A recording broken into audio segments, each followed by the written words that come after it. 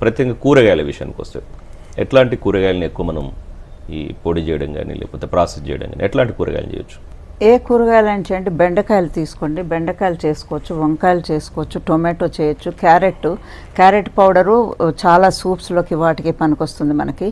Onions చేసుకోవచ్చు. Onions కూడా మీరు స్లైసెస్ చేసేసుకొని డ్రై చేసుకుంటే మీరు వంటల్లో ఈజీగా వాడుకోవచ్చు.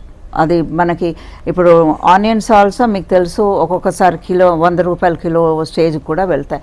అవి మన ఇంట్లో మన డబ్బాలో కిచెన్లో పెట్టేసేసుకుంటే చాలండి. మనం ఈజీగా ప్రతి కూరలోనూ ఆ ఆనియన్స్ యూజ్ చేసుకోవచ్చు మీరు. సో ఆనియన్స్ చేయొచ్చు.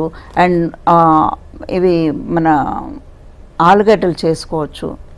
So you name it, any vegetable you can do. కాకరకాయ ఒరుగులు చాలా చాలా చాలా బాగా వస్తాయి. కాకరకాయలో సీజన్ వచ్చినప్పుడు మీరు అది స్లైసెస్ చేసుకొని మీరు అది చేసుకొని you can make the curry కానీ చిప్స్ లాగా కానీ అది కూడా చేసుకోవచ్చు. అండ్ ఆకుకూరలు అయితే ప్రతి ఆకుకూర, ఇప్పుడు కొత్తిమీర అంతే, కొత్తిమీర సీజన్లో వచ్చినప్పుడు చాలా వస్తుంది, చాలా తక్కువ ఉంటుంది. ఆ కొత్తిమీర పెట్టేసేసుకొని కొంచెం వేసుకుంటే మీకు ఆ ఫ్రెష్నెస్ ఎలా ఉంటుందో డ్రై చేశాక కూడా మీకు సేమ్ టేస్ట్ సేమ్ ఫ్రెష్నెస్ ఉంటుందండి. ప్రతి ఆకుకూరల్లోనూ అలాగే ఉంటాయి. So anything. మిర్చి కూడా మా దగ్గర టన్స్ మిర్చీస్ తెచ్చిస్తుంటారు. మేము అవి వాళ్ళకి ప్రాసెస్ చేసి వాళ్ళకి ఇస్తూ ఉంటాం.